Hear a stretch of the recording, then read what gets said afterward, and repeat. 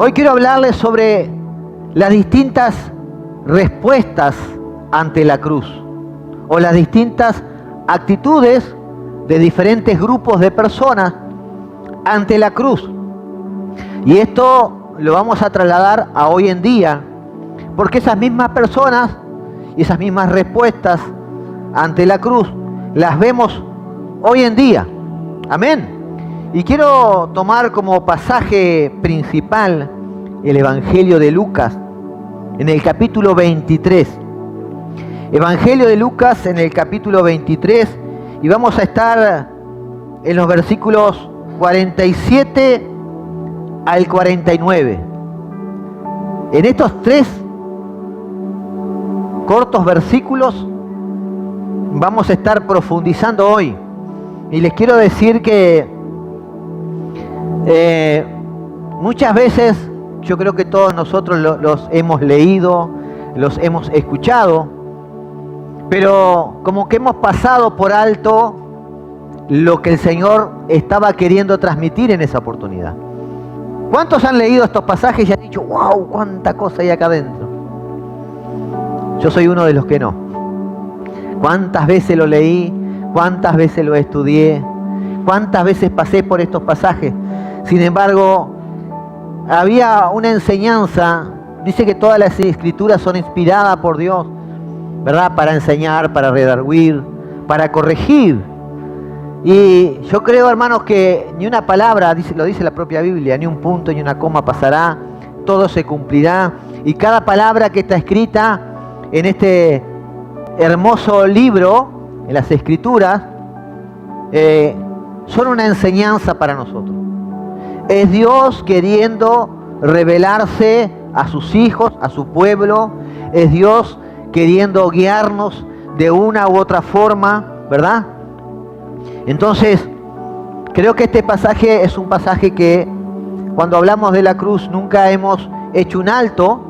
En estos tres versículos los pasamos por alto, pero ahora vamos a ver las riquezas que hay escondidas en estos tres versículos. Amén. Creo que todos los que estamos acá sabemos lo que aconteció en la cruz del Calvario, ¿verdad? Sabemos que allí en la cruz del Calvario Dios derramó su juicio en lugar de todos los pecadores sobre Jesucristo. Allí en la cruz del Calvario Jesús recibió la ira de Dios contra el pecado de todos aquellos que creerían en la historia de la humanidad. Jesús recibió la ira de Dios. Pero aquí Él envió, ¿verdad?, a su Hijo por amor, para que todo aquel que en Él cree no se pierda, mas tenga vida eterna. Y para que eso se cumpliera, Él proveyó, ¿verdad?, el Cordero, su propio Hijo, Jesucristo, nuestro Señor y Salvador. Amén. Ese es nuestro Dios. Y saben, Lucas da un relato muy breve de ciertas respuestas, de ciertas reacciones que acontecieron allí en la cruz del Calvario. Y estas respuestas ante lo que aconteció, o estas reacciones, la vamos a encontrar en estos tres versículos que vamos a profundizar hoy. En estas tres reacciones vemos las reacciones de los soldados romanos, las reacciones o la respuesta de la multitud que estaba allí en la cruz del Calvario viendo lo que acontecía, y la reacción de los seguidores de Jesús. Cada una de ellas manifiesta un tipo de respuesta, un tipo de fe ante la obra de Cristo Jesús. Estas diferentes reacciones, cuando comencemos a profundizar en ellas, deberían producir en nosotros una confesión renovada del pecado. Lo segundo es un compromiso renovado con la obediencia a Dios. Esta enseñanza nos tiene que llevar a renovar nuestro compromiso con la verdadera y completa obediencia a lo que Dios estableció para cada uno de nosotros. Y lo tercero debe producir en nosotros gratitud, debe producir en nosotros gozo, debe producir en nosotros una completa adoración, basado en lo que Cristo Jesús hizo por todos nosotros y lo que representa la cruz del Calvario. Amén. Cuando desarrollemos estas tres interrogantes, estas tres respuestas, y conforme pasemos de enseñanza en enseñanza, vamos a entender que estos pasajes bíblicos están puestos ahí en las Escrituras para llevarnos a la cruz, donde nosotros tenemos que examinar nuestros propios corazones y preguntarnos a nosotros mismos cuál es nuestra respuesta ante la cruz.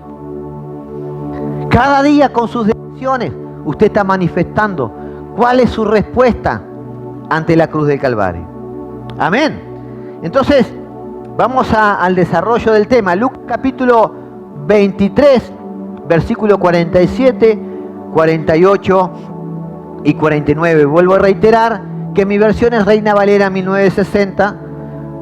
Puede tener alguna variación en alguna palabra con la versión que tenemos en el programa, porque no tiene 1960, es una Reina Valera diferente, pero el contexto no va a cambiar. Amén. Por lo tanto, si el pastor está diciendo una palabra que no condice con la que ustedes están leyendo ahí, no se asombren, ni se asusten, ni piensen que yo me equivoqué, ¿verdad? Es simplemente por eso. Dice Lucas capítulo 23, versículo 47, 48 y 49. Cuando el centurión vio lo que había acontecido, dio gloria a Dios diciendo: verdaderamente este era hombre justo. Y toda la multitud que estaban presentes en este espectáculo, miren cómo se refiere la palabra. Esto no es en el original era este espectáculo. Viendo lo que había acontecido, se volvían golpeándose el pecho. Pero todos sus conocidos y las mujeres que lo habían seguido desde Galilea, estaban lejos mirando estas cosas. Aquí tenemos tres tipos de personas que estaban en la cruz del Calvario. El primero era un centurión romano, estaba junto con sus soldados. El segundo eran, ¿verdad?, la multitud que estaba presente en aquel lugar. Y el tercer grupo de personas son todos sus conocidos y las mujeres que le habían seguido desde Galilea, dice la palabra, ¿verdad? Entonces, Lucas no pierde tiempo. Lucas en el capítulo 46, en el versículo 46, en el versículo anterior, Lucas ya estaba hablando, ¿verdad?, de que Jesús había exhalado su último aliento, ¿verdad? Y ni mal relata que Jesús había muerto, ya está diciendo las reacciones que habían acontecido, las diferentes respuestas que habían acontecido allí en la cruz del Calvario. Y la primera respuesta tiene lugar con este centurión, con los soldados romanos. Y yo le llamo a esta respuesta la fe salvadora del incrédulo. La fe salvadora del incrédulo. Fue la respuesta que estos romanos, junto con su centurión, porque vemos en los otros evangelios que no era solo centurión, sino que los soldados que estaban con él también tomaron una actitud diferente. Lo vamos a ver después. Ahora, versículo 47 dice: cuando el centurión vio lo que había acontecido, dio gloria a Dios diciendo: verdaderamente este hombre era justo. Amén. Mateo dice lo mismo, Marcos dice lo mismo del centurión. Ahora, su testimonio es muy, pero muy raro. El centurión romano. Centurión viene de centuria, de 100. Centurión quiere decir que él era el comandante de 100 soldados. Él era un soldado que lideraba 100 soldados más. Y ellos estaban a cargo de Jesús, de la custodia. Estaban a cargo de conducir a Jesús para que no se escapara y conducirlo por todo este proceso que Jesús iba a afrontar. Ellos estuvieron allí con Jesús cuando afrontó los juicios. Estuvieron con Jesús cuando fue llevado ante Pilatos. Y este centurión romano, junto con sus soldados, fueron los que han leído un poco la historia, fueron los que se burlaban de Jesús. Fueron los que tomaron un pedazo de tela, ¿verdad? Y se la tiraron arriba como que si fuera un manto de un rey. Después le colocaron una corona de espinas, como que si fuera un rey. Después tomaron una caña y la pusieron en sus manos como que si fuera el báculo de un rey. Pero no contento con eso, le golpeaban en el rostro con esta caña. Ellos les escupieron, ellos se burlaron, lo tomaron como una broma. Y este es el grupo que se considera, o que consideramos, que son los que más adelante van a recibir esa fe salvadora del incrédulo. ¿Cuántos están conmigo? Entonces, este centurión con sus soldados fueron los que participaron de toda esta burla, de toda esta falta de respeto, de este maltrato que hicieron a Jesucristo. Evidentemente que la colocación de esta corona, del báculo y de la capa tenía referencia a lo que ellos habían escuchado. Ellos acompañaron a Jesús durante todo el proceso y ellos fueron testigos oculares durante todo eso, el proceso de las palabras que se mencionaban con respecto a Él. Ellos oyeron todas las conversaciones. Ellos escucharon. 6 veces Jesús fue declarado inocente y ellos lo escucharon. También vieron el maltrato de los propios israelitas, de los propios religiosos de la época, cuando lo golpeaban, cuando lo maltrataban, ¿verdad? Y ellos fueron testigos presenciales y aparte de testigos fueron partícipes de todo eso que se le hizo a Jesús. Ellos oyeron el veredicto de inocente una y otra vez. Ahora ellos vieron el comportamiento de Jesús durante todo este proceso, que aún viendo que todos lo declaraban inocente, que las autoridades lo declaraban inocente, ellos vieron en Jesús, ¿verdad?, la manera silenciosa en la que recibía esos vituperios. Ellos vieron como Jesús nunca insultó, ni maldijo, ni dijo que se iba a vengar. Ellos vieron en Jesús una actitud totalmente diferente de la que seguramente estarían acostumbrados. Ahora, con todo esto, ellos mismos fueron los que los clavaron en la cruz del Calvario. Viendo todo esto, ellos cumplieron en obediencia, pero no hubo en ellos misericordia, no hubo en ellos compasión. Aún así, ellos mismos clavaron esos clavos en sus manos y en su pie, como lo hicieron con cualquier otro condenado. No hubo ningún tipo de misericordia para Jesús. Aún más, estos soldados romanos, fueron los que echaron suerte sobre su ropa. Fueron los que se sentaron allí a un costado y observaron cómo Jesús moría. Fueron los que levantaron aquella cruz y le dejaron caer en aquel pozo que se hacía. Y cuando la cruz caía, el golpe hacía que donde estaban aquellos clavos, la piel se desgarrara. Ellos fueron los que se reían, los que se burlaban.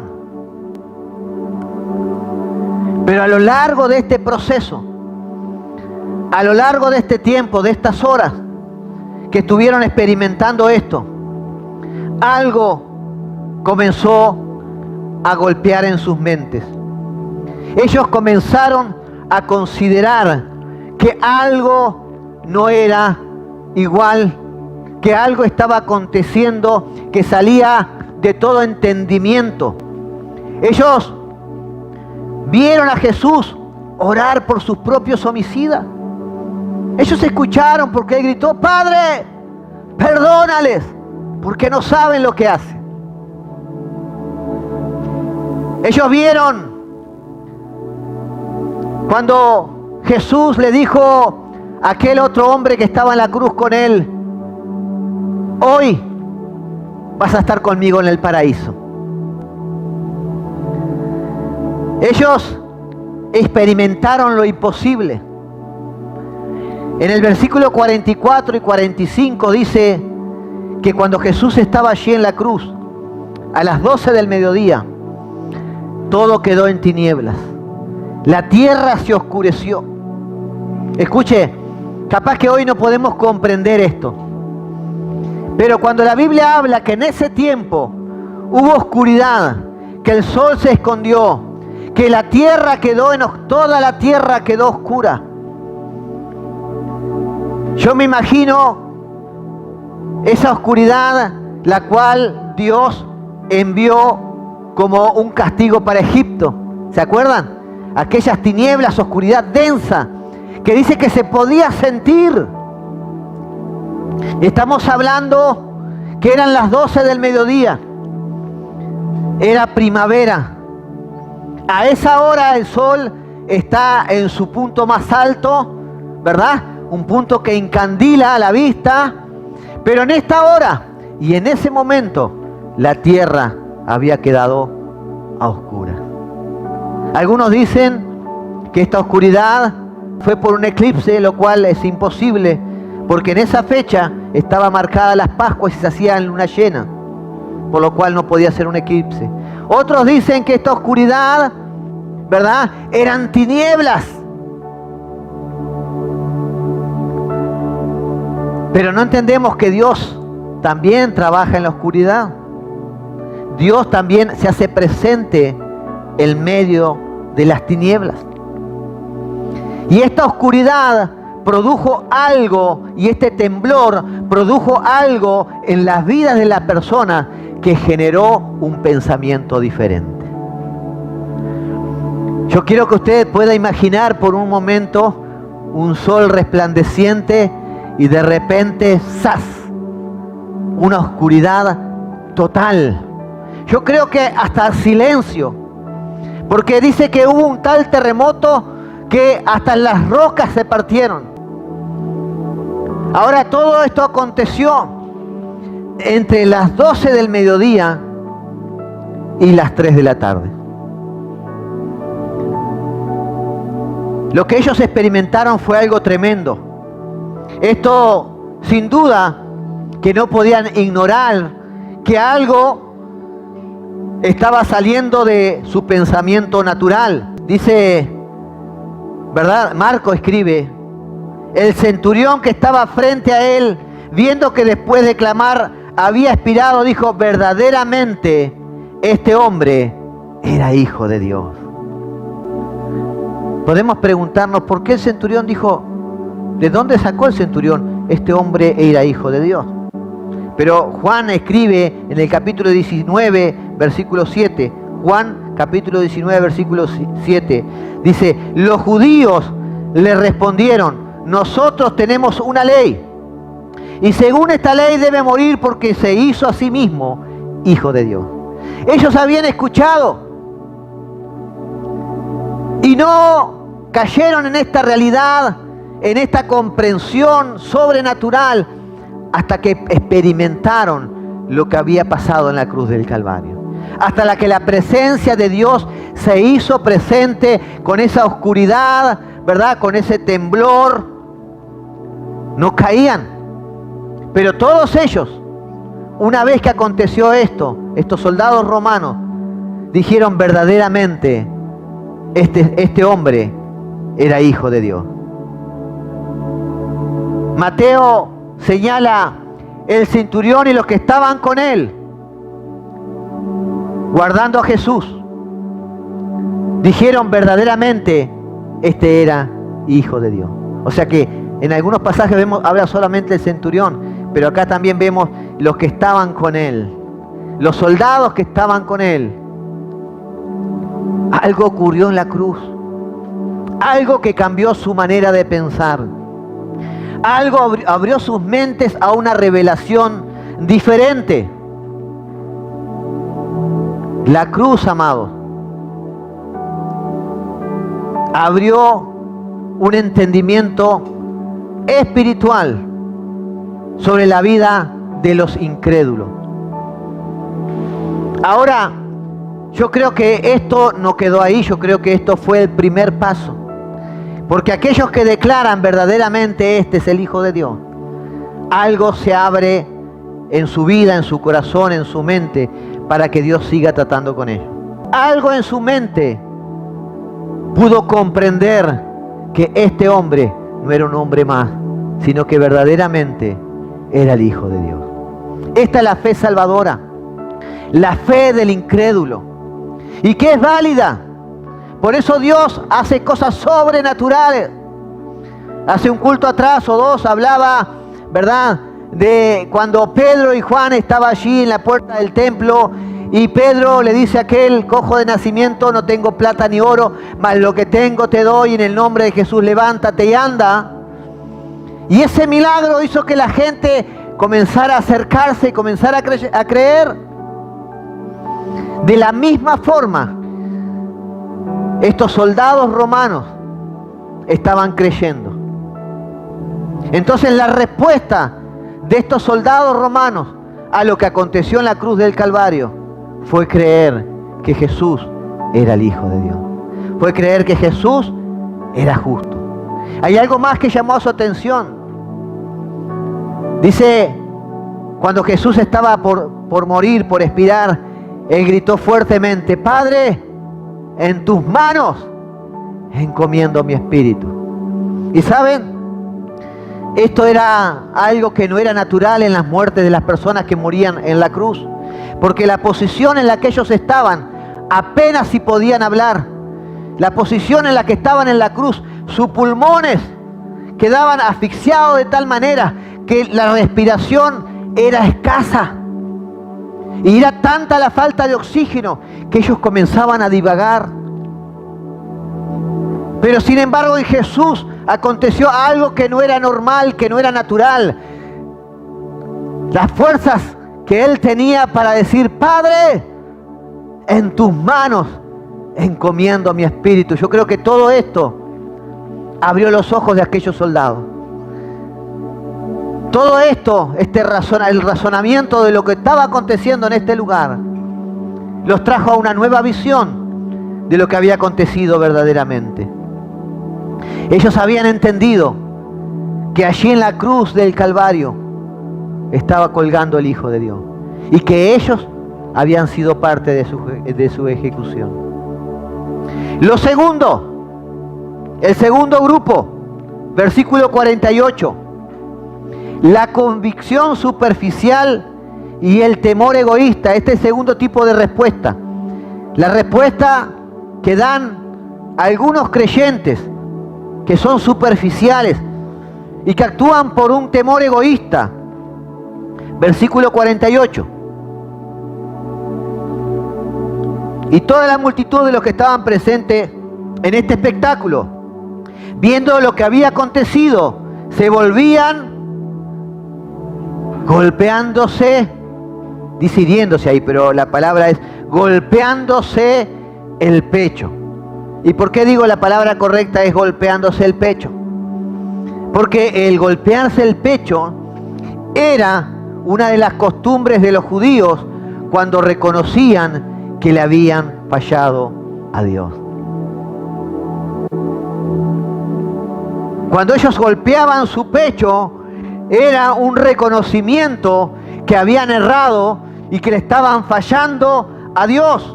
Ahora, estas mismas personas que estaban en este lugar, esa multitud que se había reunido ese día viernes, el día lunes del inicio de esa semana, fueron los que recibieron a Jesús con palmeras. Fueron los que gritaban: bienvenido el Mesías. Fueron los que gritaban: el Rey viene. Ellos estaban gozosos el día lunes.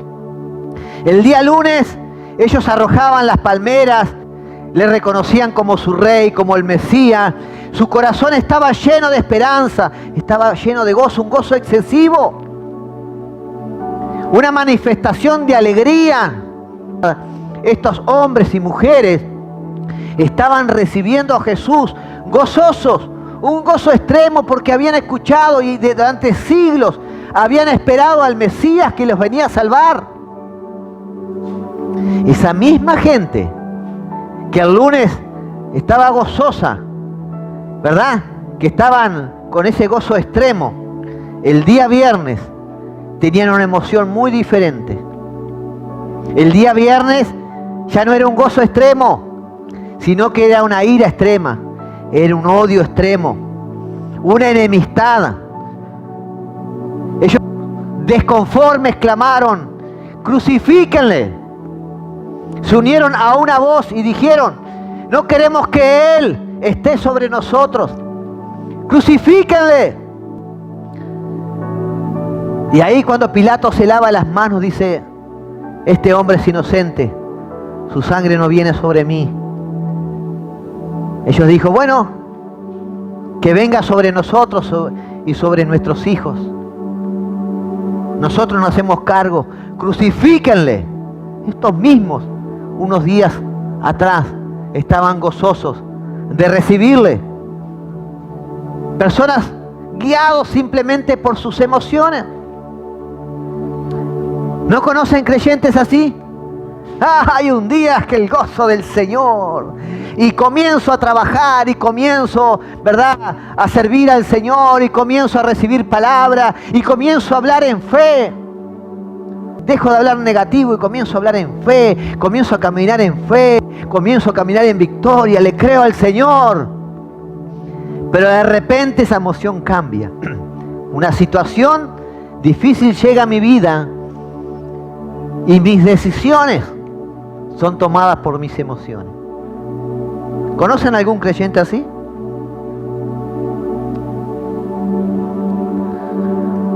Amados, los hijos de Dios son guiados por el Espíritu de Dios, dice la palabra. Y cuando usted es guiado por el Espíritu de Dios, tiene todo acá. Acá, si usted lee, el Espíritu le va a traer revelación. Por ahí no, hijo. Por ahí no vayas. Está mal lo que vas a hacer. No tomes esa decisión. No hables de esta manera. Sé valiente. Esos son los hijos de Dios. No se guían por las emociones. No se guían por las costumbres y las culturas de las naciones. No se guían por lo que es, ¿verdad?, la moda de este mundo. Siempre escuchan a Dios.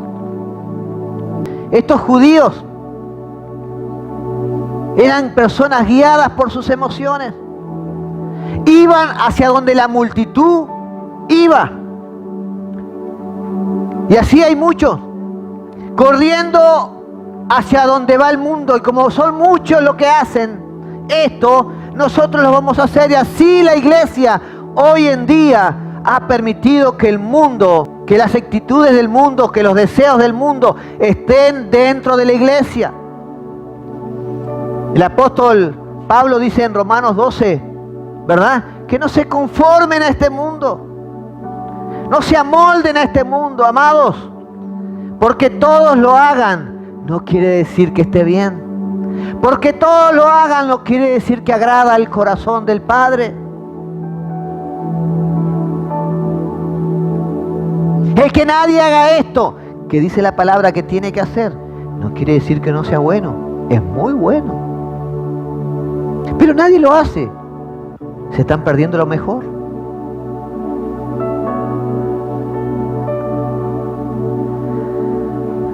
Ahora, momentos de la crucifixión. Miren, estas personas eran llevados de emoción en emoción. Primero alegres porque recibían al Mesías.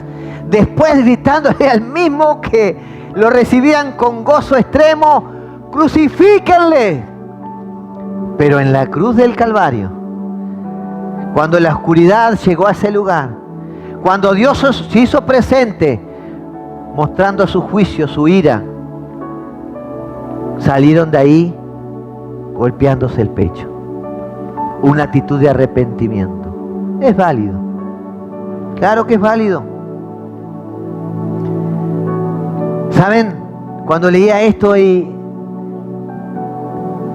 Me iba un poquito más allá. De las 12 hasta las 3 de la tarde. Quedó todo en tinieblas. Nadie se movía. Si yo apagara todo esto aquí, quitara absolutamente todas las luces, usted no va a estar moviéndose porque sabe que se puede golpear con alguien, se puede lastimar. Seguramente hay un silencio absoluto, una oscuridad tremenda. A veces estamos acostumbrados que de un lado a otro tenemos luz, agarramos el celular, pero usted imagine que no existe. Dice, en la tierra no había luz. Ellos tuvieron temor, un tremendo temor. Y a raíz de ese temor, golpeaban su pecho de las 12 hasta las 3 de la tarde. ¿Por qué no habrá hecho más el Señor? ¿Por qué no los castigó un poquitito más para que sufrieran? ¿Saben por qué? Porque estaban celebrando las Pascuas. Y las Pascuas, cuando se celebraban las Pascuas, de las 3 de la tarde a las 5 de la tarde era cuando se llevaban los corderos para el sacrificio. Ahora ellos salieron del Gólgota cuando la luz a las 3 de la tarde apareció. Salieron golpeándose, tristes, amargados, porque se habían dado cuenta que ellos eran partícipes de la crucifixión del Hijo de Dios, que ellos lo habían vituperado, que ellos lo habían insultado, que ellos lo habían escupido. Y golpeándose, ¿verdad? Iban caminando, no con gozo como todos en ese tiempo iban a celebrar, ese tiempo que entregaban el cordero, ¿verdad? Por sus pecados. Allí fueron caminando al templo porque tenían que ir al templo. Ahora, imaginen, en el templo el velo se rasgó de arriba a abajo. El velo que tapaba el lugar santísimo. A ese lugar nadie podía entrar a no ser el sumo sacerdote una vez por año. Después de haber presentado sacrificio y haber cumplido con todos los ritos de santificación, el sumo sacerdote entraba con una cuerda atado y con campanitas. Porque si él no cumplía todo lo que la ley demandaba, él caía fulminado ahí adentro. Y entraban rápido y salían rápido. Fíjense en el compromiso. Pero ahora todos estos sacerdotes y levitas que estaban esperando que todos aparecieran con su sacrificio, estaban impactados. Se terminó los sacrificios. Ya no se podía entrar al lugar santísimo. No había una separación. Estaban de una forma en sus mentes tratando de relacionar, tratando de entender qué es lo que había acontecido. Esto tuvo que generar algo en las mentes y en los corazones de estas personas que habían ido a las Pascuas, de aquellas personas que estaban allí en el Gólgota. Algo tuvo que generar. Seguramente sus corazones ya no estaban de la misma forma. Ahora te quiero decir esto. Ese tiempo, esa situación, fue lo que preparó los corazones de estas personas para recibir el Espíritu Santo. 50 días después, cuando se celebraba el Pentecostés, ¿cuántos recuerdan? 50 días después, ¿qué es lo que aparece? ¿Qué es lo que pasa? El Espíritu Santo, la venida del Espíritu Santo. Otra vez habían viajado a Jerusalén a celebrar el Pentecostés. Ahora, Hechos, capítulo 2, habla de la venida del Espíritu Santo. Y ahí, en el versículo 36, si no me equivoco, el versículo 36. Yo quiero que vayan conmigo, Hechos capítulo 2, versículo 36. El Espíritu Santo descendió, ¿verdad? Dice que todos fueron llenos del Espíritu Santo, lenguas de fuego repartían diferentes lenguajes, diferentes idiomas, y ellos comenzaron a predicar. Amén. Recuerden que eran todos judíos, pero que vivían en diferentes naciones, por lo tanto había diferentes lenguas. Y dice los que estaban en Italia, los que estaban en España, los que estaban... Todos entendieron el mensaje, porque el Espíritu Santo, a través de esos hombres que estaban en el aposento alto, comenzó a predicar. Y ahí ellos dicen, pero estos están borrachos. Pedro, le dice, es imposible. Mire la hora que es de la mañana, no pueden estar borrachos. Y ahí comienza a predicarle y llega al versículo 36. Dice, sepa pues ciertísimamente toda la casa de Israel que a este Jesús, a quien vosotros, ustedes que estaban allí en el Gólgota, ustedes que fueron, le escupieron, ustedes que fueron, ¿verdad? Y bueno, vituperaron a Jesús, dice, ¿verdad? Vosotros, que vosotros le crucificaste, Dios le ha hecho Señor y Cristo. Y mire lo que dicen ellos, lo que dice la palabra. Al oír esto, se compungieron de corazón y dijeron a Pedro y a los otros apóstoles, varones hermanos, ¿qué haremos? ¿Qué haremos? Seguramente, si no hubiese pasado lo que pasó en la cruz del Calvario, si el temor de Dios no hubiese venido sobre la vida de esta persona, sus corazones estarían todavía endurecidos. Sus corazones todavía no estarían preparados para recibir, ¿verdad?, la iglesia, para recibir al Espíritu Santo, para recibir lo que era el nuevo pacto. Sin embargo, cuando Pedro predica, dice que más de 3,000 personas, dice hombres, sin contar mujeres y niños que estaban allí, se convirtieron al Señor. Y todos creyeron. Y esas personas se fueron a diferentes naciones. Amén. Aún el temor que había en la vida de estas personas, ese temor fue usado por Dios. Todo tiene un propósito. Dios no desperdicia nada. Dios no desperdicia ninguna situación en tu vida. Aún situaciones que te llevan al límite, Dios las utiliza para traerte al centro de su voluntad. ¿Sabe por qué lo hace? Porque te ama. Y te ama tanto que seguramente no lo puedes comprender. Y piensas que Dios te está haciendo un mal cuando Dios solo quiere tu bien.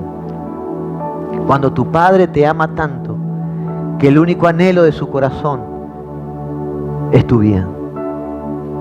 Pero a veces somos tan duros. A veces somos tan emocionales. Y dejamos de ser escriturales. Y actuamos conforme a la emoción del momento. Este grupo de personas que estuvo en la cruz del Calvario recibió un trato por parte de Dios que fue ablandando sus corazones y preparándolo para que días después acepten a Dios, reciban el mensaje del Evangelio. Amén. El tercer grupo de personas está en el versículo 49. Ahora este grupo de personas es un grupo de personas que tiene una lealtad compasiva. Son un grupo de personas, ¿verdad?, que manifiestan esa fe ante cualquier situación y quizás no logren entender lo que están experimentando, pero aún así están centrados en su fe en Dios. ¿Cuál es este grupo de personas? Versículo 49. Pero todos sus conocidos y las mujeres que le habían seguido desde Galilea estaban lejos mirando estas cosas. Allí en Juan capítulo 19, versículo 25, aclara un poquito más quién eran los que estaban. Allí, Juan capítulo 19, versículo 25 al 27, dice que estaba la madre de Jesús y la hermana de la madre de su madre. Estaba María, la mujer de Cleofas, y María Magdalena. Pero también estaba Juan, el discípulo amado, el hermano de Jesús. También estaba allí. Y ellos estaban, vieron que dice, vamos un poquito atrás, pero todos sus conocidos y las mujeres que le habían seguido desde Galilea estaban lejos mirando estas cosas. Versículo 49 de Lucas 23. Sin embargo, cuando Juan relata, estas personas estaban con Cristo en la cruz del Calvario. La madre de Jesús, María Magdalena y Juan estaban allí. ¿Se acuerdan? Jesús lo mira a María y le dice, mujer, este es tu hijo. Hijo, esta es tu madre. Ellos estaban ahí en la cruz del Calvario. Jesús, lo que estaba haciendo era entregando el cuidado de su madre, de María, a Juan. Entonces, estas personas primeramente estaban en el Gólgota, estaban al lado de la cruz. Pero sin embargo, Lucas se refiere que a ellos mismos luego estaban de lejos mirando toda esta situación. Yo creo que sin duda deberíamos ponernos en el lugar de su madre, viendo, ¿verdad?, cómo lo estaban maltratando, cómo lo estaban vituperando, todo lo que le estaban haciendo. Yo creo que soportó un tiempo allí y luego se apartó y comenzó a mirar de lejos, viendo que ya esto no tenía marcha atrás. O quizás dijeron, y bueno, ahora viene un juicio de Dios y los consume todo lo que están a la vuelta. Vamos a apartarnos por las dudas. Ellos no estaban comprendiendo lo que estaba pasando. Ellos estaban observando de lejos. Y podríamos preguntarnos, pero ¿y observando? ¿Solamente observando? Y yo creo que no. Yo creo que ellos estarían meditando. Estarían pensando, tratando de analizar. ¿Por qué? Si sabemos que este es el Hijo de Dios, ¿por qué está en la cruz? ¿Por qué Dios permitió esto? ¿Verdad? Ellos estarían preguntándose, ¿cómo es que llegó aquí? Si Él es el Hijo de Dios, si Él es el Mesías, ¿cómo puede pasar esto? Seguramente ellos pensaron, bueno, la cruz fue todo, aquí se terminó. Ellos estaban seguramente rodeados de tristeza, envueltos en la amargura, pensando lo que le había acontecido a María, su hijo, y a los demás, a su maestro, el Mesías, el Hijo de Dios.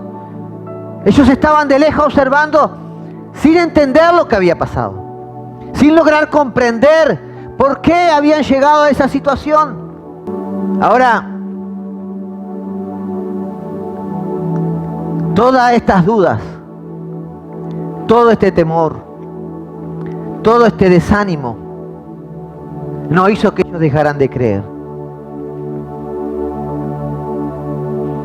El día domingo, cuando María va con las otras mujeres, ahí tienen ese encuentro con Jesús. Ahí tuvieron la respuesta a todas esas interrogantes que seguramente se estaban haciendo mientras observaban de lejos. Amados, este es el grupo de personas que, sin entender muchas cosas, siguen siendo fieles. Sin comprender lo que pasa en su vida, siguen siendo fieles. Siguen creyendo. Tienen esa obediencia, ¿verdad? Que esa lealtad compasiva que va más allá de todo entendimiento. Que simplemente los mueve esa fe de que si Jesús lo dijo, así será. Si en su palabra está escrita que yo soy bendito con toda bendición espiritual, así será. Y aunque mi situación hoy no lo demuestre, Dios me va a dar la victoria. Iglesia, que todos nosotros podamos estar en este grupo.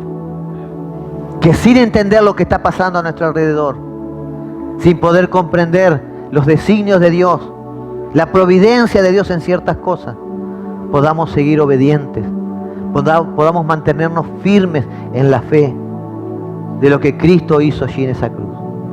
Amén. Nada te puede separar del amor de Dios. Ni lo alto, ni lo profundo, ni ninguna cosa creada, ni ángeles, ni potestades, nos puede separar del amor de Dios que es en Cristo Jesús, Señor nuestro.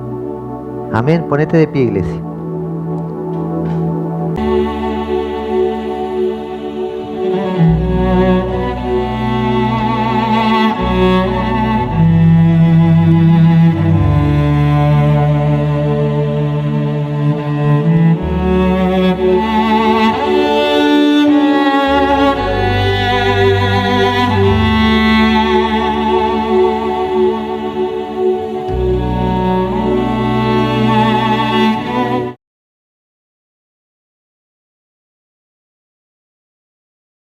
Esa situación